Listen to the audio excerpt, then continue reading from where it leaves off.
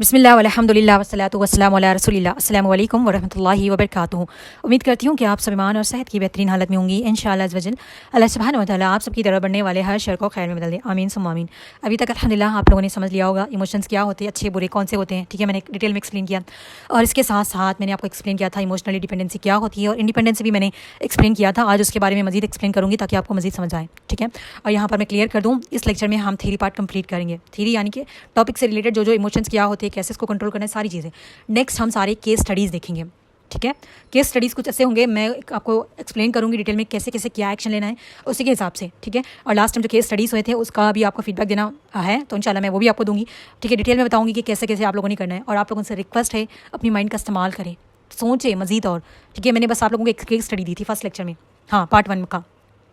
या ड्रीम्स सिर्फ आपका एक ही तो नहीं होगा ना, कितने लोगों ने इस बारे में सोचा उसके केस स्टडी के साथ। जब केस स्टडी की तो मेरा ड्रीम एक तो नहीं है, कई ड्रीम होंगे। कितने लोगों ने सोचा है, आपको से सवाल करें, अपने माइंड का इस्तेमाल करें। हमारा सिर्फ एक ड्रीम ही है, हमारे कई ड्रीम हैं। अगर सिर्फ आपका एक ही ड्रीम है तो मैं इसमें कुछ नहीं कर सकती, ऐसा तो पॉसिबल ही नहीं कि किसका एक ही ड्रीम हो, बहुत सारे हमारे ड्रीम्स होते हैं। ओके, मजीद दिमाग का इस्तेमाल करें कि इस प्रॉब्लम का सोल्यूशन इसके अलावा और क्या हो सकता है। ओके, हमने हमेशा हर चीज़ का ना हर मल्टीपल सोल्यूशंस ढूंढने की कोशिश करनी है। होते हैं सोल्यूशंस, वो कहते हैं ना every problem has its own solution, होता है वो, हमने बस उसको तलाश करने की ज़रूरत होती है। ठीक है, और केस स्टडीज़ ऐसे भी होंगे, मैं पहले आप लोगों को बता रही हूँ। पहले मैं आप लोगों को केस स्टडीज़ दूंगी, सबका रेस्पॉन्स देखूंगी कि कैसे आप लोग कर रहे हैं। उसके बाद नेक्स्ट वीक मैं उसको एक्सप्लेन करूँगी, क्योंकि मैं देखना चाह रही हूँ कि आप लोग किस तरीके से उस प्रॉब्लम को डील करेंगे, कैसे आपका अपना माइंडसेट है, क्या आप लोगों का उसके बारे में राय है। क्योंकि बहुत सारे ऐसे टॉपिक्स हैं मेरे माइंड में जो मैं आप लोगों की फर्स्ट राय लेना पसंद करूँगी, क्योंकि वो सिचुएशन में आप लोगों का क्या माइंडसेट है। क्योंकि मैंने अभी फर्स्ट लेक्चर में देखा है कि आप लोगों ने बस वही बोला है जो मैंने बोला है, क्योंकि आप लोगों ने सोचना ही बंद कर दिया कि अगर हम पहले होते तो क्या करते। बिफोर आफ्टर हमेशा देखना चाहिए, क्योंकि ये चीज़ आपको काफ़ी इंपैक्ट करेंगी आपकी लाइफ में, क्योंकि हम क्या थे, हम क्या सोचते थे पहले, हमारी लाइफ में क्या चेंजेस आई है। अभी कोई नई चीज़ आप अडॉप्ट कर ले, इट्स ईजी, लेकिन पुरानी कौन सी हैबिट से छोड़ के हम नई हैबिट हमने अडॉप्ट किया ना, वो इंपॉर्टेंट रहता है। इंशाल्लाह मैं वो लेक्चर में एक्सप्लेन करूँगी, यहाँ नहीं एक्सप्लेन कर सकती। तो मैं पहले बता रही हूँ कुछ केस स्टडीज़ जो मैंने पहले एक्सप्लेन की है, उसके बेस पे होगी। कुछ न्यू होगी आप लोगों की, न्यू मतलब आप सबने फेस की होगी, लेकिन बस आप लोगों का आंसर्स देखना है मैंने कि कैसे आप उस प्रॉब्लम में डील करेंगे, सबका सोल्यूशन जानना है मैंने।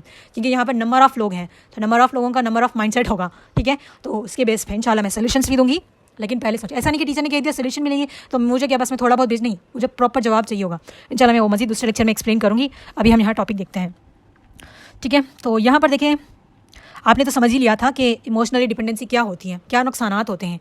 हम आज देखेंगे इमोशनली इंडिपेंडेंसी, अपोजिट। ठीक है, डिपेंडेंट होना मतलब किसी के ऊपर हम डिपेंडेंट है, उसके ऊपर डिपेंडेंट नहीं है तो इंडिपेंडेंट। ठीक है, जैसे कि हम इंडिपेंडेंट है, हम बोलते हैं ना, इसी तरीके से। ठीक है, तो अभी आप समझे असल मीनिंग ऑफ डिपेंडेंसी का क्या होता है, इंडिपेंडेंसी का, सॉरी डिपेंडेंसी कह रही हूँ अगेन। इमोशनली इंडिपेंडेंसी का मतलब है अपने इमोशंस को समझना, अंडरस्टैंड करना। ओके, उनकी रिस्पॉन्सिबिलिटी लेना खुद ही। ऐसा नहीं कि जब हम किसी के ऊपर डिपेंडेंट होते हैं ना, हमारी इमोशन की जिम्मेदारी हम नहीं लेते, वो सामने वाले के ऊपर छोड़ देते हैं, इसलिए हम बहुत ज़्यादा हर्ट होते हैं। और हर बार हम किसी एक इंसान को ढूंढते हैं कि वो हमारी इमोशंस की जिम्मेदारी लें, हमें पैम्पर करें, हमें हील करें, हमें समझाएं, हमारे साथ हो, हमें सपोर्ट करें, हमें टाइम दें। ठीक है, इमोशनली इंडिपेंडेंसी उसके अपोजिट होती है। ठीक है, इमोशनली इंडिपेंडेंसी का मतलब है अपने इमोशंस को अंडरस्टैंड करना, उसकी रिस्पॉन्सिबिलिटी कौन लेना, आपने खुद लेना है, दूसरे के ऊपर दे दिया आपने तो आप डिपेंडेंट है किसके ऊपर। ठीक है, उन इमोशंस को अपने एक्शन और डिसीजन का कंट्रोलर ना बनने देना। ठीक है, जो इमोशंस हैं आपके उसको अपने एक्शन और डिसीजंस, ठीक है, हम जब हमारे इमोशंस अच्छे होते हैं तो बहुत अच्छे, वो बोलते हैं ना खुशी और गम में डिसीजंस नहीं लेने चाहिए। इंसान को डिसीजन कोई लेना है अच्छा बुरा तो नॉर्मल टाइम पे लेना चाहिए, जब वो रिलैक्स हो, उसका माइंड चल रहा हो। खुशी में भी इंसान बहुत कुछ बोल देता है क्योंकि उसको समझ नहीं आती, अच्छा बुरा का समझ नहीं आती। इसी तरह जब इमोशंस उसके साइड हो तभी भी समझ नहीं आती। इसी तरह कि हम अपने इमोशंस को अंडरस्टैंड करना और उसकी रिस्पॉन्सिबिलिटी खुद लेना चाहिए, ताकि हम अपने एक्शंस और डिसीजन का कंट्रोलर ना बनने दें। क्योंकि जब हम बहुत ज़्यादा खुश होते हैं तो बहुत से डिसीजन लेते हैं, क्योंकि बहुत से लोगों को आपने देखा ना, जब कोई खुश होता है तो कहते हैं ना उसका मूड अच्छा हो तो उससे बात कर लो, वो हाँ कह देगा। तो फिर जब कुछ लोग होते हैं, जब उनसे बोला जाए आपने उस टाइम पे परमिशन दी थी तो कहा, वो कहते हैं ना हम खुशी में थे, हम गम में थे, हमें समझ नहीं आया। तो ठीक है, उस चीज़ को आप लोगों ने अंडरस्टैंड करना है। ओके, यानी इमोशंस आए तो आप उसको पहचानेंगी और समझेंगी कि ऐसा क्यों फील हो रहा है, और फिर डिसीजन लेंगी, डिसाइड करेंगे आगे क्या करना है। तो ये किसकी जिम्मेदारी है, आपकी जिम्मेदारी है। एक इमोशनली डिपेंडेंट पर्सन वो नहीं सोचता, उसके पास टाइम ही नहीं होता, वो बस तलाश करता है जब कोई इमोशंस हो रहे हैं, खुश हो, गम हो, सैड हो, कुछ भी हो, आसपास के कौन होगा, किसके पास जाऊँ। इमोशनली इंडिपेंडेंट इंसान क्या करता है पता है, वो आसपास नहीं देखता, उसकी आंखें आसपास नहीं घूम रही होती, उसका माइंड यहाँ वहाँ नहीं घूम रहा होता कि कहाँ वो खुद पे देखेगा कि क्या कैसे इमोशंस है, क्या करना है, कैसे डील करना है। ठीक है, इमोशनली इंडिपेंडेंट इंसान अपने इमोशन को क्या करता है, मैनेज करता है, इमोशंस उसको मैनेज नहीं करते। ओके, अगर आप इमोशनली इंडिपेंडेंट है तो आप अपने इमोशंस को खुद मैनेज करेंगी, इमोशंस को खुद आपको मैनेज करने नहीं देंगी। कैसे इमोशंस अपने आप को मैनेज करते हैं? जब हम किसी के ऊपर डिपेंडेंट हो जाते हैं। लास्ट टाइम मैंने बताया था सना और बुशरा का एग्जाम्पल में, बुशरा क्या करती थी, सब कुछ करने के बावजूद भी उसकी इमोशंस के कंट्रोल में नहीं थे, क्योंकि वो डिपेंडेंट थी। उसको हर चीज़ में ना किसी का अप्रिशिएशन चाहिए थी, किसी से कोई हेल्प चाहिए थी, मतलब किसी का कुछ ना कुछ चाहिए था रिटर्न में उसको, ठीक है। वो उसको इमोशंस के बार बार, जैसे कि हम किसी से कुछ एक्सपेक्ट कर रहे हैं कि रिटर्न में कुछ, तो हमारा माइंड सब कुछ करने के बावजूद भी हमारे इमोशंस हमारे कंट्रोल में नहीं होते। हमारा माइंड बार बार वही सोचने लगता है कि हाँ ऐसे वैसे वो ये कि वो करेगा ना करें, ठीक है। इस तरीके से हम अपने टाइम को क्या करते हैं, ज़ाया करते हैं। जी देखिए, उम्मीद है आपको समझ आ गया होगा। डिपेंडेंसी का अपोजिट है इंडिपेंडेंसी, ठीक है। कुछ साइंस बताऊंगी मैं इमोशनल इंडिपेंडेंट होने के, उसको अंडरस्टैंड करें। आप किसी इंसान को इमोशनली इंडिपेंडेंस तब कहेंगी, खुद हो या फिर किसी को भी, ये साइंस अगर आप देखेंगी। कुछ लोग ना कुछ चीज़ों पे खुद इमोशनली बहुत इंडिपेंडेंट होते हैं और कुछ चीज़ों पे डिपेंडेंट होते हैं। ऐसा नहीं कि आप कंप्लीटली कोई इमोशनली, ऐसा नहीं कि हम किसी को जज करके हाँ ये कंप्लीटली इमोशनली इंडिपेंडेंट है, ठीक है। कुछ लोग होते हैं कुछ चीज़ों पे खुद को अच्छे से इमोशनली बैलेंस कर लेते हैं, कुछ चीज़ों पे नहीं हो पाता, तो हमें हर चीज़ में खुद को बैलेंस करने की कोशिश करनी है। देखिए, पहला पॉइंट देखें, वो अपनी इमोशंस को आइडेंटिफाई कर सके। आपने देखना है कि आप अपनी इमोशन को आइडेंटिफाई कर सकती है कि नहीं कर सकती। मैंने टास्क दिया था लेकिन किसी एक ने भी अपनी इमोशंस का इज़हार नहीं किया कि क्या होना चाहिए। चलिए खैर, मैं वो वहाँ पर एक्सप्लेन कर दूँगी कि वो अपनी इमोशंस को आइडेंटिफाई कर सके कि किस टाइप के इमोशंस हैं, उस टाइम पे क्या करना चाहिए, ओके। दूसरा है, हर फीलिंग्स पे फौरी रिएक्ट नहीं करता, ठीक है। कोई भी इमोशन से फौरी रिएक्शन कर देना। कुछ होते हैं इमोशंस कि एकदम बहुत सी सडन से खुशी मिल गई, चेहरे पर खुशी आ जाएगी, फौरी कोई सदमा लग जाए साइड हो जाएगी, लेकिन हर फीलिंग्स पे फौरी रिएक्ट नहीं करता, ठीक है। और दूसरों का ओपिनियन सुन सके, लेकिन हर बात पर अप्रूवल की ज़रूरत ना हो, ठीक है। दूसरों से अप्रूवल, ठीक है, दूसरों से सजेशन लेना, ठीक है, दूसरों का ओपिनियन सुनना, उनसे राय लेना गलत बात नहीं है, लेकिन उन्हीं की राय को बस अपने ऊपर लागू कर लेना बिना सोचे समझे कि हाँ उसने बोल दिया तो सही होगा, ये गलत है, ठीक है। या फिर उनकी अप्रूवल की आपको ज़रूरत है, हाँ मैंने उससे पूछा अगर वो अप्रूव कर देंगे तो मैं ये कर लूँगा, ये चीज़ नहीं होनी चाहिए। खुद का अपना भी ओन डिसीजन होना चाहिए, ठीक है।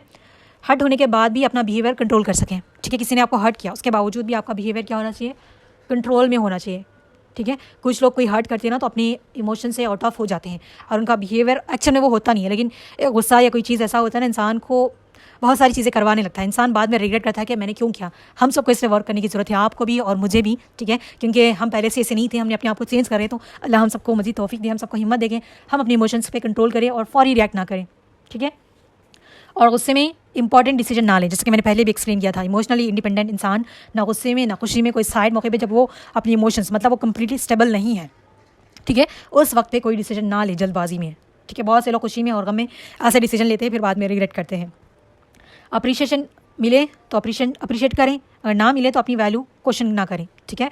मतलब कि अगर आपको कोई अप्रिशिएट कर रहा है, तारीफ़ कर रहा है आपको, ठीक है, बटरिंग करना, कुछ लोग मक्खन लगाते हैं, ठीक है, करे तो भी ठीक, ना करे तो भी ठीक, आपको ये होना चाहिए, ठीक है। अगर किसी ने नहीं की, इसका मतलब ये नहीं कि आप कमतर हैं, आपकी कोई वैल्यू नहीं है। अगर कोई करा तो आपकी वैल्यू है, वो ये नहीं समझता इमोशनली इंडिपेंडेंट इंसान। कोई करे भी तारीफ तो ठीक, ना करे तो उसको एकदम कॉन्फिडेंट होता है कि वो जो कर रहा है सही है, उसकी जो वैल्यू है वो किसी के तारीफ से और किसी के बेइज्जत करने से कम नहीं होती। वो है ना कुरान की आयत कि अल्लाह जिसे चाहे इज़्ज़त दे और जिसे चाहे ज़िल्लत दे। उसी तरह अल्लाह की मर्ज़ी है, जिसको चाहे दे, जिसको चाहे ना दे। लोग दे या ना दे कोई फ़र्क नहीं पड़ता, हमें बस फ़र्क पड़ना चाहिए अल्लाह से, ठीक है।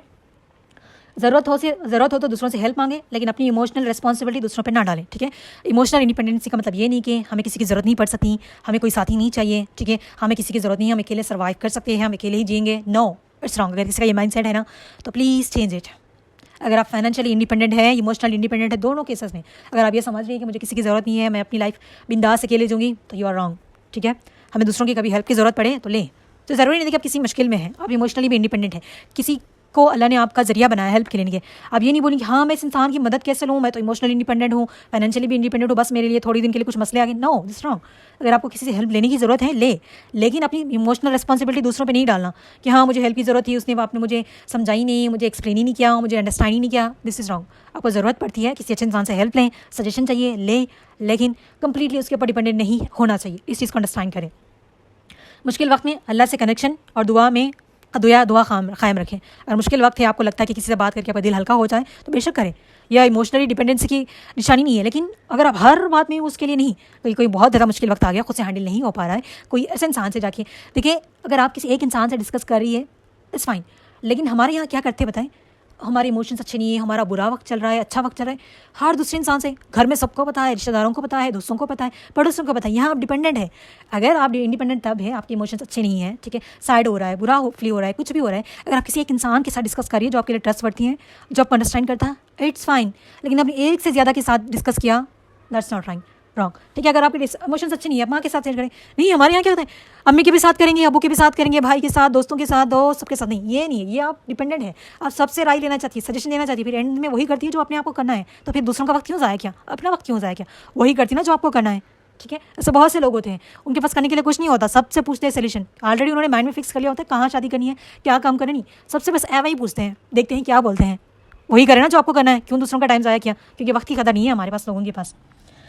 ओके, और लास्ट फाइन देखें, प्रॉब्लम आए तो सिर्फ मुझे कैसा फील हो रहा है पर ना रुके, बल्कि आप मुझे क्या करना चाहिए भी सोचें। हम ये समझते हैं ना कि हम बहुत से लोग क्या करते हैं, पता है, प्रॉब्लम्स हो कुछ भी हो ना, वहीं स्टक कर जाते हैं, आगे नहीं सोचते कि हमने आगे क्या करना चाहिए। आप एग्जाम में बैठी हुई है, ठीक है, आपको सिर्फ एक ही क्वेश्चन मिला है 10 मार्क्स का, राइट, समझ ले, एक 10 मार्क्स का क्वेश्चन मिला है, आपको आगे फर्दर जाना है। तो बस एक आपके पास, हमें जब most of the question paper में क्या होता है, मल्टीपल चॉइस होते हैं, ओके, 4-5 क्वेश्चन मिलते हैं, आप 5 अटैम्प्ट कर सकती है, 3 अटैम्प्ट कर सकती है, ऐसे होते हैं। लेकिन आपके पास एक ऐसा क्वेश्चन पेपर आया है, 10 मार्क्स का क्वेश्चन पेपर है, हर हाल में आपने उसको वही प्रॉब्लम को सॉल्व करना है, उसी का जवाब देना है, उसी के बाद आप आगे जाएंगी। तो आप क्या करेंगी, छोड़ देंगी वहाँ पर, छोड़ देंगी, नहीं छोड़ेंगी ना, हर मुमकिन कोशिश करेंगी, अपने माइंड का जैसे जैसे वे में इस्तेमाल करने करेंगी, हर हाल में अटेम्प्ट करेंगी, एटलीस्ट आपको कुछ तो मार्क्स आए। करेंगी कि नहीं करेंगी। हमारी लाइफ में भी कुछ प्रॉब्लम्स आते हैं, ठीक है, सम टाइम उसके मल्टीपल सोल्यूशंस होते हैं, सम टाइम सोल्यूशन नहीं होता, छोड़ नहीं देना, उस टाइम पे भी ट्राई करना है। क्या ट्राई करेंगे हम, दुआ, सब्र, कोशिश, मेहनत, सब कुछ करेंगी, लेकिन एटलीस्ट हमने ट्राई करना है, सोल्यूशंस निकलते हैं। कुछ प्रॉब्लम्स ऐसे होते हैं, टेस्ट हमारे ऐसे होते हैं, उसमें हमें कामयाब होने की ज़रूरत नहीं पड़ती, बस सब्र और शुक्र करके हम निकल जाए ना, तो भी टेस्ट में कामयाब हो जाते हैं। कुछ होते हैं ना एग्जाम्स, कुछ मल्टीपल चॉइस हो जाते हैं, बहुत सारे क्वेश्चन होते हैं, अगर 1-2 ना भी लिखे तो आप कोई फ़र्क नहीं पड़ता, आप टेस्ट में क्वालिफाई हो जाती है। हमारी लाइफ में भी वैसे ही होता है। ओके, इस चीज़ को याद रखें, कभी भी स्टक नहीं कर जाना, कहीं पर भी एक जगह रुक गई तो समझे आपने अपना वक्त ज़ाया किया। लाइफ में मूव ऑन करना है ज़िंदगी, ठीक है, लाइफ में मूव ऑन करते रहना है, अच्छा बुरा वक्त आता रहेगा, टाइम किसी के लिए नहीं रुकना। अगर आप रुक गई तो आपने टाइम का ज़ाया किया। टाइम का क्या है, वो तो 24/7 घड़ी चलती रहती है, घड़ी का घंटा क्या रुकता है, नहीं रुकता, वो घूमते रहता है, घूमते रहता है, घूमते रहता है। आपने भी अपनी लाइफ में चलते रहना है, ठीक है, समझ ना आया, रुके, सोचे, आगे बढ़ते रहे। ऐसा नहीं कि रुकी गए तो महीनों रुक गई, घंटों रुक गई, ये नहीं करना आपने, ठीक है। आई होप आपको समझ आ गया होगा, ठीक है। इमोशनल इंडिपेंडेंसी की निशानियाँ, अभी ये देखें, क्या इमोशनल इंडिपेंडेंसी का मतलब है कि इमोशंस को दबाना? बिल्कुल नहीं। बहुत से लोग ना इमोशंस को दबा देते हैं। जब देखिए दबाना क्या होता है पता है, जब लावा फटता है, सबने देखा होगा, अगर रियल में नहीं देखा तो साइंस प्रोजेक्ट वर्क में तो बहुत से बार देखा होगा। हमारे इंडिया में तो बहुत, हर साइंस प्रोजेक्ट वर्क में ये मस्ट होता है कि लावा कैसे फटता है। हमारे अंदर की इमोशंस, गुस्सा, ये सारी चीज़ें ना एक जब फट के बाहर निकलती है ना, बहुत बड़ा नुकसान होता है। इसलिए इमोशंस को दबाना नहीं, मैंने कहीं पर दबाने की बात नहीं की, हमेशा कहा है मैंने कंट्रोल करना। कंट्रोल जब करते हैं ना तो हमारे हद में होती हैं, जब दबाते हैं ना अपनी फीलिंग्स को मार देते हैं, अपने इमोशंस को मार देते हैं। मारना नहीं है, मार जाएंगे तो हम खुद ही मर जाएंगे, हम जिंदा लाश बने रहेंगे, फिर हमारे अंदर कोई इमोशंस नहीं रहेंगी। हमने इमोशंस को ख़त्म नहीं करना, कंट्रोल करना है, इस चीज़ को समझिएगा। और यहाँ एक डिफरेंस समझना ज़रूरी है कि फीलिंग्स को ज़बरदस्ती रिने नहीं करना। मतलब बहुत से लोग ना अपनी इतना ज़बरदस्त, स्पेशली बॉस के सामने, ये सब रिलेट करेंगे, ओके, जो जॉबर करती है नहीं करती, कहीं ना कहीं देखा होगा, बॉस के सामने एम्प्लॉय बोल नहीं पाता, राइट, क्योंकि अगर बोलेगा हद से ज़्यादा तो जॉब जाएगी, उसको डर होता है। बॉस के सामने खुद को इतना कंट्रोल करता है, इतना कंट्रोल करता है, वो सारा गुस्सा पी जाता है, और वो ऑफिस से सीधा घर आता है ना तो सारा गुस्सा किस पे निकलता है, किस पे निकलता है बताए, बीवी बच्चों पे निकलता है कि नहीं निकलता। फिर क्या होता है, पूरा लावा एक ही साथ फट गया, नुकसान तो हुआ ना। फिर बीवी के साथ बहस, लड़ाई झगड़े, फिर बच्चे माँ बाप से गुस्सा होता है कि नहीं होता। सिर्फ मैं मर्द की बात नहीं करी, मोस्ट ऑफ द टाइम हम स्कूल में हो, कहीं पर काम कर रहे हैं, फिर कहीं पढ़ रहे हैं, हम किसी ने हमें बहुत ही डांट दिया, हम उनके ऊपर नहीं निकाल सकते, हम अपनी गलतियाँ नहीं देखते, कोई फालतू में नहीं डांटता। वो लोगों की अलग ही बात कि कुछ लोग फालतू में हैं, उनका एक बिहेवियर ही ऐसा होता है। मोस्ट ऑफ द टाइम पे ना हम अपनी गलतियों को रियलाइज़ नहीं करते, कहीं का गुस्सा कहीं निकाल देते हैं, कहीं का धोखा कहीं और निकाल देते हैं, कहीं का बदला कहीं और निकाल देते हैं। ये काम आपने कभी नहीं करना, याद रख लें, ठीक है। ये जुमला मैंने बचपन में बहुत सुना, हमारे रिश्तेदार बोलते थे कि बच्चे माँ बाप कुछ गलत करते हैं या फिर माँ बाप रिश्ते सही से नहीं निभाते तो उनके बच्चों पे आता है, लेकिन ऐसा बिल्कुल नहीं है। लेकिन हमारे यहाँ ये होता है, माँ बाप किसी के साथ गलत करते हैं ना, वो दुश्मनियाँ बच्चों से लेने की कोशिश करते हैं, कभी नहीं करना। अगर किसी ने आपसे कुछ बुरा किया है, लेट दम लीव, माफ़ कर दें, अल्लाह इज़ द बेस्ट रिवेंजर, ठीक है। बहुत से लोग यही करते हैं, माँ बाप ने किसी को कुछ किया है तो उसके बच्चों से बदला लेने आते हैं। बच्चों का क्या कसूर, ऑफकोर्स वो सही नहीं है, कई लोग ऐसे करते हैं, बच्चों को तकलीफ देने की कोशिश करते हैं। माँ बाप ने गलती की तो वो कहते हैं ना, मेरी एक कज़न भी कहती थी कि बच्चों को जब तकलीफ देना तो माँ बाप को पता चलता है, इसलिए बच्चों को तकलीफ देनी। बहुत से लोग आपने देखा होगा ना, बदुआएं देते हैं बच्चों को, अगर उसके माँ बाप ने, ठीक है, नाहक हक में दी है ना तो उन्हीं को लगेगी। हक हो या नाहक हो, देना नहीं चाहिए, ठीक है, कभी नहीं देना चाहिए, क्योंकि हमारे मामले अल्लाह के हाथ में छोड़ देना, दिस इज़ द बेस्ट। मैं अपनी पर्सनल एक्सपीरियंस से कह रही हूँ, क्योंकि वंस अपॉन ए टाइम जब मेरे साथ कुछ करता ना, मैं उसके साथ मैं खुद ही रिवेंज लेकर आया करती थी। ऑफकोर्स अल्लाह हमें इस बात की इजाज़त देता है कि अगर आपने किसी के साथ धोखा, आपको किसी ने तकलीफ दी है तो आपको भी बराबर का हक है कि आप उसको उतनी तकलीफ दें। लेकिन क्या हम बराबर इंसाफ कर सकते हैं? नहीं कर सकते। इसलिए हर किसी का बदला भी ना अल्लाह पे छोड़ देना चाहिए। बेस्ट चीज़ ये है कि माफ़ कर दें, दिल बड़ा करें और माफ़ करें, क्योंकि हम खुद एक गुनहगार बंदे हैं, हमें भी अल्लाह से माफ़ी की उम्मीद है, तो सबको ऐसे ही माफ़ कर दें, ठीक है। बदला लेना छोड़ दें, क्योंकि ये मैंने एक्सपीरियंस किया। बचपन था, छोटी छोटी चीज़ें थी, लेकिन जब बड़े होके बड़ी बड़ी चीज़ें देखी तो हर जगह पर तो हम बदला नहीं ले सकते। मैंने कोशिश भी की कि I will take my revenge, लेकिन मैं नाकाम हुई। तो उस टाइम मुझे रियलाइज़ हुआ कि हम हर किसी से बदला नहीं ले सकते। बचपन में छोटा बहुत किसी ने मार दिया, हमने मार दिया, उसने चॉकलेट ले ली, हमने बिस्किट ले ली, ऐसे वाला चलेगा, लेकिन बड़ी बड़ी चीज़ों में हम नहीं कर सकते, तो छोड़ देना चाहिए।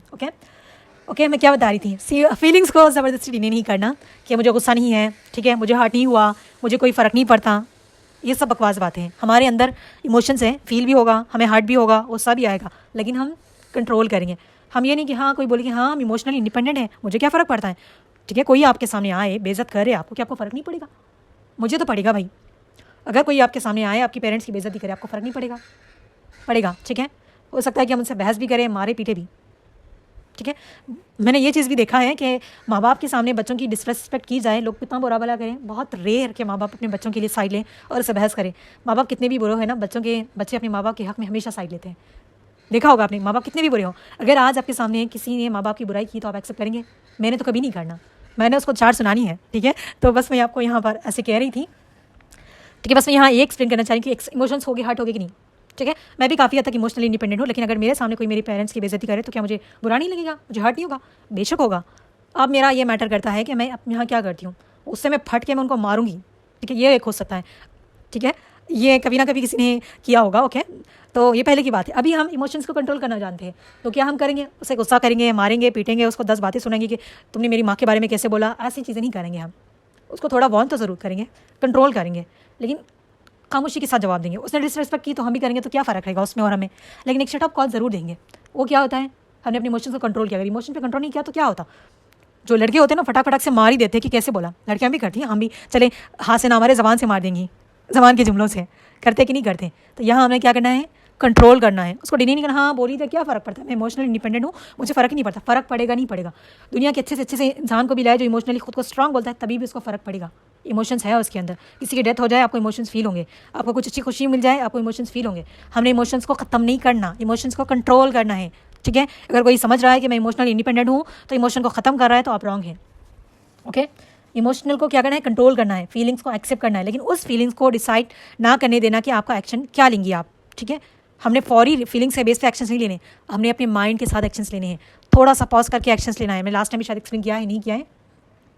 मुझे बहुत गुस्सा आ रहा है, लेकिन मैं गुस्से में अभी जवाब नहीं दूंगी, पहले काम होंगी फिर बात करूंगी। ये हेल्थी रिएक्शन होता है।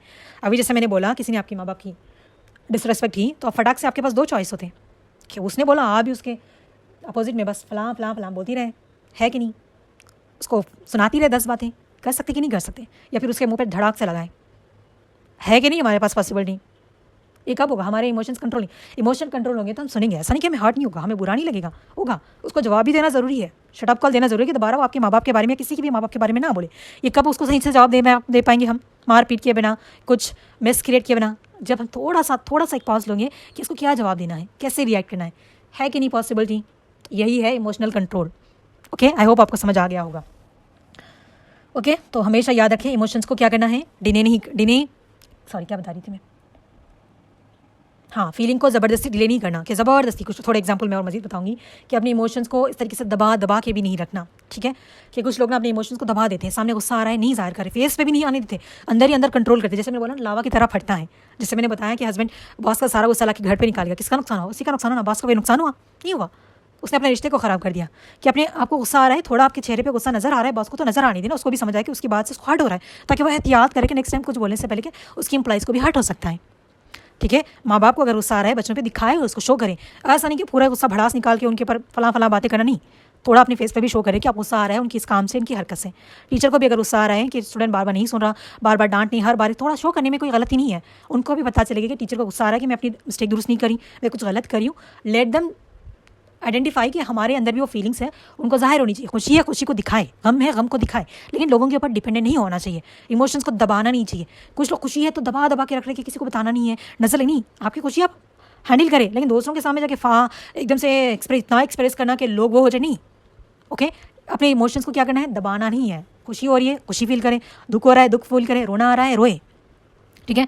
और रोने के मुतालिक से एक बात बताऊँ कि इतना नहीं रोना चाहिए कि आँख ख़राब हो जाए, ठीक है। बहुत से लोग समझते हैं कि हम इमोशनली इंडिपेंडेंट, हमें रोना नहीं चाहिए। देखिए, रोना चाहिए तो रोए, खुशी में भी आंसू आते हैं, गम में भी आंसू आते हैं, रोना आ रहा है रोए, लेकिन इतना नहीं कि घंटों रोने लग जाए, सुबह से शाम तक रोने लग जाए, फिर ये सही नहीं है, आपका आई साइट ख़राब हो जाएगा। और हाँ, मैंने इस लेक्चर को ना 2 बार रिकॉर्ड किया था, शायद मैंने उसी में ये एक्सप्लेन किया था। और एक चीज़ याद रख लें इस बात को कि हमेशा हर रोने वाला इंसान सही नहीं होता। कुछ लोग बहुत सेंसिटिव होते हैं, पता नहीं कैसे रोना आ जाता है हर बात में। किसी को कुछ हो भी गया तो रोना आ जाता है। रियल में वो लोग बहुत से रेयर होता है कि वो उनकी फीलिंग्स को ना अंडरस्टैंड करे, ठीक है। वो बहुत कम होता है। याद रख ले, बहुत से लोगों को हमने ये देखा है ना अपनी सोसाइटी में, कोई रो रहा है तो समझते कि ये इंसान सही है। और समटाइम ऐसा भी होता है कि कोई किसी पे इल्ज़ाम लगा दिया किसी ने, बस उसने उस पर रोना स्टार्ट कर दिया कि ये इल्ज़ाम गलत है, तो लोग समझते कि रो रही है मतलब इसी ने सही किया। तो रोना हमेशा सही नहीं होता, याद रख ले। जहाँ रोना चाहिए इसलिए वहीं रोना चाहिए। अगर किसी ने आप पे इल्ज़ाम लगाया है, गलत है वो, तो आप रोना धोना स्टार्ट नहीं करेंगी। बोलते हैं ना, उसने बोला था तो ये रो रही थी, शायद इसने किया होगा। अपने लिए स्टैंड लेना है, एक्शंस लेना है, खड़े होना है। जहाँ रोने की ज़रूरत है वहीं रोए, फालतू में रोना सही नहीं है। हो सकता है किसी को बुरा लगे, लेकिन हर चीज़ पे रोना बिल्कुल गलत है। ये ऐसा नहीं रोना चाहिए। हर चीज़ पे रो लिया, छोटी बात पे किसी ने थोड़ी सी आवाज़ निकाल दी सख्ती में, बस समंदर बह रहा है। अगर भाई आपको आदत नहीं है स्ट्रॉन्ग लहजा सुनने की तो आदत करे। हर जगह आपको हर इंसान पोलाइटली बात नहीं करेगा। आपके घर का प्यार और मोहब्बत, लाड़ प्यार हर जगह नहीं मिलेगा। कॉलेज में जाएंगी, आप बाहर जाएंगी, कभी हॉस्पिटल जाएंगी, कभी किसी जगह जाना पड़ेगा, हर कोई आपको ये पोलाइट वे में हाँ आएँ खाएँ पिए ऐसे बात नहीं करेगा। हर किसी का लहजा अलग होता है। इवन तो मैं खुद भी, ठीक है, जिससे जैसे बात करने में वैसे ही बात करती हूँ। इसका मतलब ये नहीं कि मेरा कैरेक्टर अलग है कि मैं इसको ऐसे देख के बात करी हूँ। जिसको प्यार से समझ आती है प्यार से बात करूँगी, जिसको सख्ती से समझ आती है सख्ती से बात करूँगी, ठीक है। जिसको जैसे समझाना होगा मैं वैसे ही समझाऊंगी। ये चीज़ आपको अंदर आनी चाहिए हर एक चीज़ को, कि किसी ने लहजे में बात, कुछ लोग बोलते हैं ना हमें ये लहजा सुनने की आदत नहीं है, उसने कैसे बोला, मैंने 20 साल अपने घर रही, किसी ने मुझे लहजे में बात, वो आपका घर था।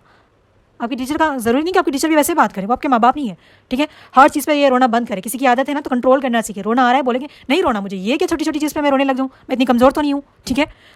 हर बार रोना ये कमज़ोरी की अलामत है, ठीक है, ये सही नहीं है। इस चीज़ को भी बंद करें। और एक चीज़ याद रख लें, कोई हर बात पे रो रहा है तो उसका मतलब ये नहीं कि वो सही है। ये चीज़ तो आप लोगों ने देखी होगी ना, कोई बच्चा रो रहा है, 2 बच्चे हैं, एक बच्चा रो रहा है जबकि दोनों ने लड़ाई की। समटाइम क्या होता है पता है, जिसने गलती की होती है वो बहुत ज़्यादा रोता है। इसलिए हम बहुत से टाइम पे जब कोई रोता है ना, कोई इल्ज़ाम लगाने पर, तो वो रो रहा है तो उसको क्यों बोलते हैं कि वो गलत है, क्यों बताए, जो गलती करता है ना बहुत रोता है वो। आपने 2 बच्चों को तो कभी देखा ही होगा, स्कूल में, कॉलेज में, कहीं पर भी खेल रहे थे, मारपीट कर ली, किसी ने मारा, वो खुद ही रो रो के तमाशा कर रहा है कि उसने मुझे मारा। अब सारे लोग जमा हो जाए, किस पे ज़्यादा फोकस रहेगा, किसको गलत समझेंगे? जो बच्चा नहीं रो रहा, उसका मतलब ये नहीं कि उसकी गलती है, नहीं। मैं तो कभी देखती हूँ ना कोई रो रहा है बहुत ज़्यादा ना, तो मैं उसी की तरफ देखती हूँ, क्योंकि 90% वही लोगों की गलती होती है। मैं उसकी तरफ नहीं देखती कि बच्चा स्ट्रांगली खड़ा हुआ है, उसको रोना नहीं आ रहा, उसको भी तकलीफ हो रही है, आंखें बहुत कुछ कहती है। ये जुमला होता है ना कि कभी भी किसी की बातों पे नहीं जानी चाहिए, आंखों में देखना चाहिए। ये थोड़े स्किल सीखे आप लोग भी। सामने अगर कोई बंदा बैठा है, ठीक है, कोई है, तो आप उसकी आंखों को पढ़ना सीखें। यूट्यूब पे तो बहुत सारी चीज़ें मिल जाती है, सीखना चाहे तो बहुत कुछ सीख सकती है। इंसान का बिहेवियर, उसका, ठीक है, वो जैसे बात कर रहा है, जैसे बैठा है, बहुत सारी चीज़ें, ये चीज़ें ना इंसान को एक्सप्लेन करती हैं। वो जैसे जब बोलते हैं ना कि शादी से पहले एक नज़र देख लेनी चाहिए, ऐसा नहीं कि हम लुक्स देख रहे हैं, उसका चाल बिहेवियर, ठीक है। जब लड़की देखने आते हैं तो एक ही बार में कैसे क्यों पसंद कर लेते हैं, वो उसका बोलने का चाल चलन, उसके घर का माहौल, ये सारी चीज़ें ना बहुत कुछ डिस्क्राइब करता है। जब आप किसी लड़के को भी देख रही है अपनी शादी के लिए, तो बहुत सारी चीज़ें अगर हम रियल में इन पर्सन देखते हैं ना, तो बहुत सारी चीज़ें आप नोटिस कर सकती हैं। वो कहते हैं ना ए mouth can lie but ice never लाई, आंखें कभी झूठ नहीं बोलती। जब आप झूठ बोलती है ना, कैसे कैसे हमारे आई के एक्सप्रेशन चेंज होते हैं। कभी टाइम मिले तो ना इसके बारे में लर्न करें। मैंने काफ़ी टाइम पहले लर्न किया था। बहुत सारी चीज़ें होती हैं जो हमारे फेशियल एक्सप्रेशन, हमारी बॉडी, ये सारी चीज़ें नोटिस कर लेते हैं। क्रिमिनल को कैसे पकड़ा जाता है आपको बताएं, ऐसी चीज़ें, बहुत सारी चीज़ें होती हैं, उससे नोटिस किया जाता है। बहुत सारी चीज़ें हैं, लर्न करना चाहें तो आप लोग लर्न कर सकती हैं। Don't ask me to teach, मैं ये सब चीज़ें नहीं टीच करती हूँ, ठीक है। तो लर्न करें, ओके, कि आपको पहचानना होना चाहिए एटलीस्ट। चलिए आप दुनिया में कोई एक्सपीरियंस ना करें। अगर आपके बच्चे हैं जो मैरिड है, जो अनमैरिड है, इन फ्यूचर आपके बच्चे भी होंगे, तो आपको बच्चों के बीच में भी फाइंड आउट करना आना चाहिए कि कौन बच्चा सच बोल रहा है, कौन बच्चा झूठ बोल रहा है। बहुत से टाइम पे भाई बहनों की, कजिन्स वगैरह की क्यों नहीं बनती। बहुत से लोग ना रो धो के ना अपनी बात मनवाते हैं। बहुत से लोग ना रो धो के, ये वर्ड मुझे निकल रहा है लेकिन सॉरी डिसे, बहुत रो रो के ना दूसरों का हक भी छीनते हैं। देखा होगा आप लोगों ने कभी, अगर कोई बच्चा रो रहा है तो माँ बाप बोलते हैं हाँ चले वो रोता है बार बार, उससे नहीं होता बर्दाश्त, दे दो। वो बच्चा, उसको भी होना चाहिए। अगर आपने कभी ज़िंदगी में ये किया था ना, प्लीज़ अल्लाह से माफ़ी मांगे। अगर कोई इंसान है जिसके साथ आपने ऐसा किया है, रो के उसका हक छीना है, तो प्लीज़ सॉरी करें उनसे। कभी हमने इस तरीके से ना हक किसी की कोई चीज़ नहीं लेनी चाहिए, किसी का हक नहीं लेना चाहिए। बहुत से लोग रोते हैं, ठीक है। रोना एक हद तक सही है, हर चीज़ में रोना ना गलत है। रो रो के किसी का हक छीन रही है, किसी से प्यार हो, बहुत से बच्चे क्या होता है ये भी चीज़ होती है, उनसे ये बर्दाश्त नहीं होता कि मेरे पेरेंट्स, मेरे दूसरे भाई को भी, वो चाहते हैं कि सारा लव, केयर, अफेक्शन सब खुद ही को मिले। जब दूसरे को मिलता है तो बर्दाश्त नहीं करता, वो उसके खिलाफ ना प्लानिंग करने लगता है।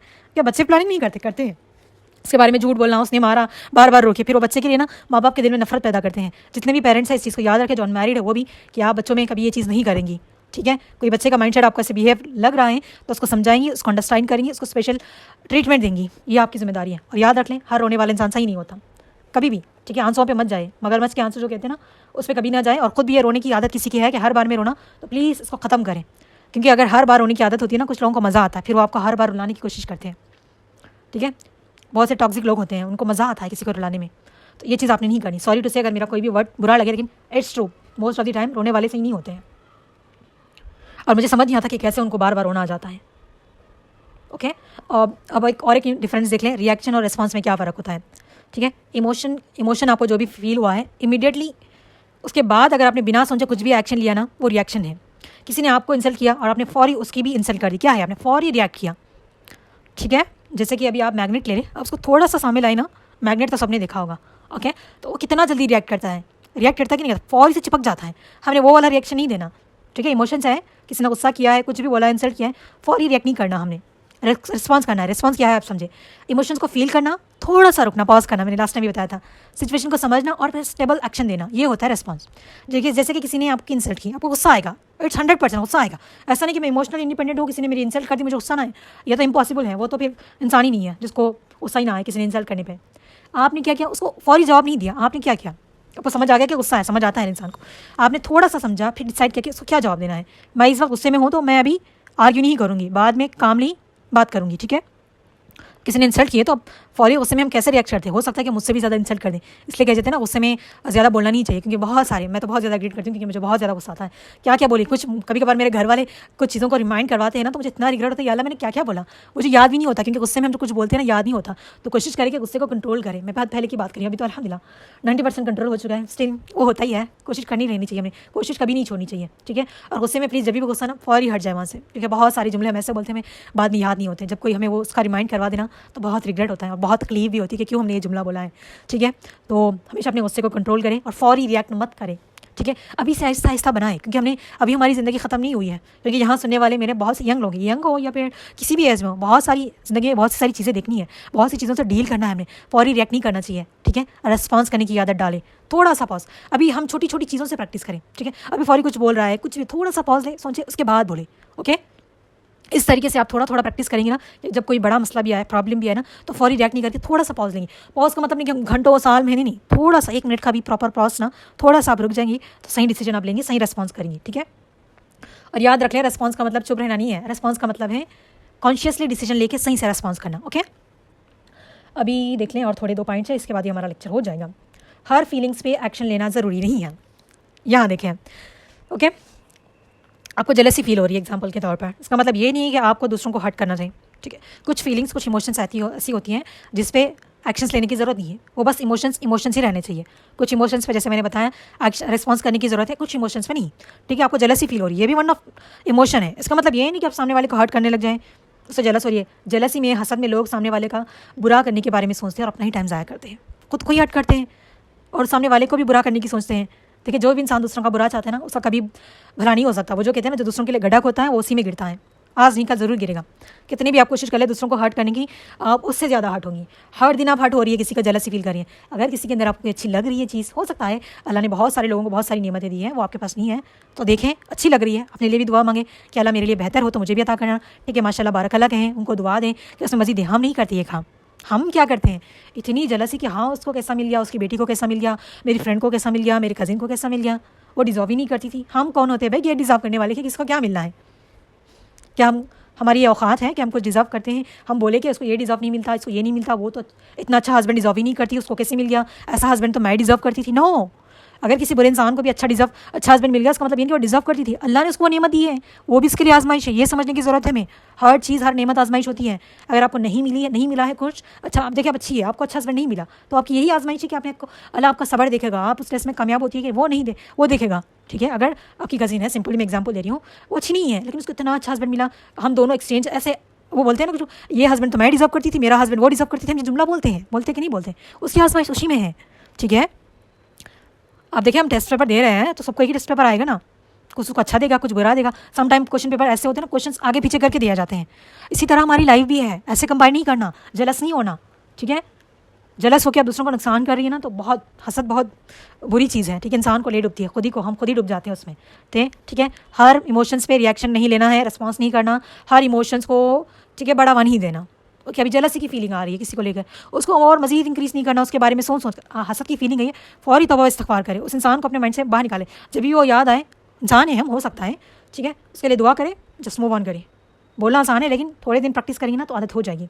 और खाली दिमाग शैतान का घर होता है। प्लीज़ मैरिड है, अनमैरिड है, खुद का बिजी रखें, इतना बिजी रखें कि आपके पास टाइम ना मिले किसी चुगली गिबत करने, किसी के लिए हसद करने, किसी की लाइफ में इंटरफेयर करने के लिए। उतना बिजी रखिए अपने आप को, ठीक है। अभी देखिए नेक्स्ट, आपको गुस्सा आया, इसका मतलब ये नहीं कि आपको फौरी जवाब देना है, ठीक है। आपको गुस्सा आया, ओके, किसी की बात पे, जैसे कि मैंने पहले बताया, फौरी बोलने की ज़रूरत नहीं। आपकी किसी की बात पे आपको बहुत ही गुस्सा आ गया, ओके, तो आपको उसको जवाब देने की ज़रूरत नहीं है। कुछ लोगों को जवाब देने की ज़रूरत नहीं होती। Some time silence is the best answer. कुछ टाइम पे शटअप कॉल की ज़रूरत है, दे। कुछ टाइम पे स्टैंड लेने की ज़रूरत है, खुद के लिए ले।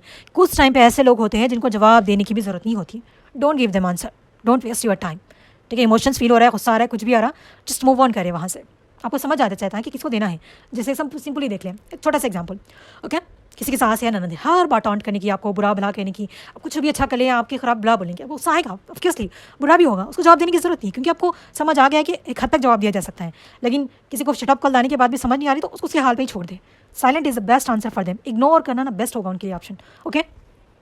आपको फियर हुआ है, इसका मतलब ये नहीं कि आपको हर सिचुएशन से भागना है। आपको डर लग रहा है किसी सिचुएशन में, किसी मामले में, इसका मतलब ये नहीं कि आपको हर मामले में डर लगेगा या फिर वहाँ से भागी जाए, ओके। जैसे कि अभी आप कमरे में बंद हो चुकी है, आपको बहुत डर लग रहा है, आप भागेंगी उसमें, इधर उधर हड़बड़ाहट करेंगे तो आप ही का नुकसान होगा। आपकी एनर्जी सारी ड्रेन हो जाएगी, आपके दिमाग काम नहीं करेगा। अगर आप थोड़ा डर भी लग रहा है, डर में भी आप थोड़ा काम करें, इससे निकलने के, कमरे से बाहर निकलने की सोल्यूशन ढूंढेंगी तो सोल्यूशन मिलेगा। अगर आप फौरी अपनी इमोशंस के, मुझे डर लग रहा है सोचे कि अब ये दरवाज़ा मार रही है, वो दरवाज़ा मार रही है, पैनिक हो रही है, बार बार सोच रही है कि मैं कैसे निकलूंगी, बहुत सारे नेगेटिव हम सोच लेते हैं। सारा करेंगे तो क्या होगा, जितनी एनर्जी थी, जितना माइंड सोच सकती थी, वो सारा हम खत्म कर देंगे। थोड़ा सा रिलैक्स, थोड़ा सा पॉज, ठीक है। तो फौरी रिएक्ट करने की जरूरत नहीं होती हर फीलिंग्स पे। कुछ फीलिंग्स पे तो रिएक्ट करने की जरूरत ही नहीं होती, उसको वहीं छोड़ के दफन करके ना आगे बढ़ने की जरूरत होती है, ठीक है। ये चीज़ आपने करनी है, ठीक है। याद रखिए कि फीलिंग्स एक इमोशन है, एक्शन की एक चॉइस है, ठीक है। कि फीलिंग्स क्या है, हमारा एक इमोशन है। इमोशन में हमने एक्शन लेना है, उस पर रिएक्ट करना है, रिस्पॉन्स नहीं करना, ये आपकी जिम्मेदारी है। कब करना है, कब नहीं करना, ठीक है। और अपने 3 सवाल अपने आप से करने हैं जब भी आपको कोई स्ट्रॉन्ग इमोशंस आए, कोई भी हो सकता है। जब भी कोई इमोशन बहुत स्ट्रांगली फील हो, आपने अपने आप से 3 क्वेश्चंस करना है। मुझे क्या फील कर रही हूँ, अभी कोई इमोशंस आपको आए तो अपने उस टाइम पे फील करना है कि मुझे क्या फील कर रही हूँ, मतलब किस टाइप के आपको इमोशंस आ रहे हैं। फीलिंग्स होंगे तभी आप इमोशंस होंगे ना। फीलिंग, उसके बाद इमोशन, उसके बाद एक्शन, रिएक्शन, फिर रेस्पॉन्स, ओके। समझ आइए आपको। अभी आपको कोई फीलिंग्स फील हो रहा है, अच्छा बुरा कुछ भी, आप देखेंगे कि ये फीलिंग किस टाइप की इमोशंस की तरफ आपको लेकर जा रही है। जो सिंपली चलिए यहाँ एक प्रैक्टिस ही कर लेते हैं, ओके। अभी आप समझ लें कि आपका रिश्ता बहुत अच्छी जगह हो चुका है, या फिर आपकी अच्छी रिश्ते की बात चल रही है, राइट। सबको खुशी होगी, मैरिड अनमैरिड सब समझ लें कि आप सभी अनमैरिड हैं यहाँ पर, ओके। आपकी फीलिंग्स क्या बन रही है यहाँ पर, आप सुन रही हैं कि आपके पेरेंट्स बोल के बहुत अच्छा रिश्ता है, बहुत अच्छे लोग हैं, मेरी बेटी यहाँ खुश रहेंगी, सबको अच्छा लगेगा। वो रिश्ता हो या ना हो बात की बात है। खुशी फील होगी कि नहीं होगी, अच्छे फीलिंग्स आएंगे कि नहीं आएंगे, हम अच्छा ही सोचेंगे ना, बुराई नहीं कि हाँ पेरेंट्स अच्छा बोल रहे हैं, क्या पता वो बुराई हो जाए। नहीं, फौरी थॉट्स नहीं आते, अच्छे ही थॉट्स आएंगे, हाँ अच्छा होगा, मैं ऐसी रहूँगी वैसी रहूँगी, आते कि नहीं आते। आप बहुत शाय मत फील करना, ठीक है। इट्स ट्रू, आते हैं सबको, ठीक है। जो मैरिड है उन्होंने भी अपने टाइम पे फील किया होगा, जो अनमैरिड है अब इनके लिए रिश्ते देखे जा रहा है, आपने भी फील किया होगा। अच्छी फीलिंग्स आती है कि नहीं आती है, हमारे इमोशंस क्या बन रहे हैं, खुशी वाले बन रहे कि नहीं बन रहे, ठीक है, बन रहे हैं। अभी नेक्स्ट स्टेप, मैं ऐसा क्या करूँ, मैं क्या ऐसा क्यों फील कर रही हूँ।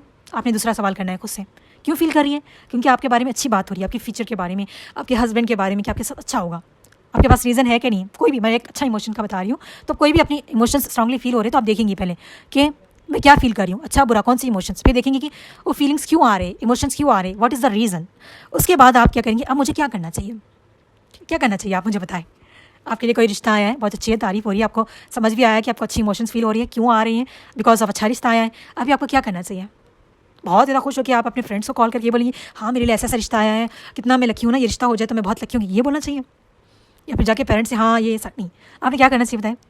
मैं बस एक सिचुएशन में बता रही हूँ, मज़ीद जो भी कंडीशंस होगी आप अप्लाई करें, मैं सारी तो एक्सप्लेन नहीं करूँगी। ऐसे तो मैं सुबह बैठूँ रिकॉर्डिंग करने तो शाम हो जाएगी, ठीक है। मुझे रिकॉर्डिंग करने में कोई मसला नहीं है, आप लोगों को सुनने में फिर मसला हो जाएगा, ठीक है। अभी मुझे क्या करना चाहिए, अच्छा फील हो रहा है, अल्लाह का शुक्र अदा करें, क्योंकि अच्छी थोड़ी देर के लिए खुशी भी फील करना ना बहुत बड़ी नेमत है। ये वही महसूस कर सकता है जिसने जो खुशी के लिए तरस गया होगा। आज मुझे किसी से बात करके भी थोड़ी खुशी होती है ना, लिटरली मैं बहुत शुक्र अदा करती हूँ अल्लाह का, बहुत दिल से।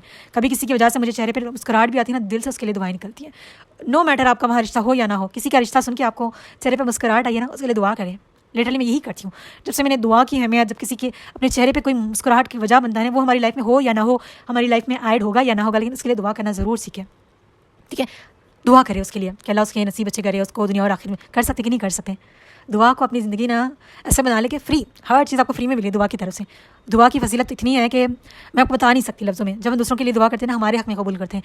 कभी भी किसी की भी तरफ से आपके चेहरे पे थोड़ी सी मुस्कुराहट क्यों ना आए, ठीक है, उसके लिए दुआ कर दे, बेस्ट गिफ्ट। वो इंसान जानता भी ना होगा आपको पता है, मैंने ये अपनी लाइफ का रूटीन बनाया है, किसी की भी तरफ से मुझे थोड़ी भी खुशी मिलती है ना, मैं उसके लिए दुआ करती हूँ। वो हमारी लाइफ में एग्जिट करता है कि नहीं करता। आपकी लाइफ में भी कोई रिश्ता है, उसकी वजह से आपको फील हुआ अच्छा, इस इमोशंस में दुआ करें उसके लिए, खुश हो उसके टाइम के लिए, उस टाइम को फील करें।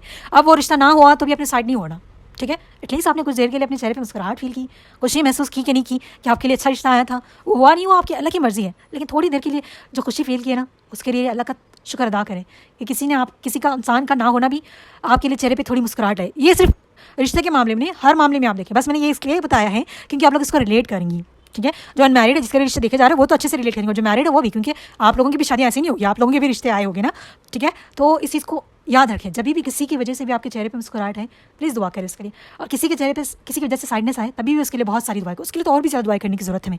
इसलिए नहीं कि उसने आपको साइड किया है, क्योंकि पता नहीं वो क्या परेशानी में था, क्या था, उसको हिदायत की ज़रूरत है मजीद।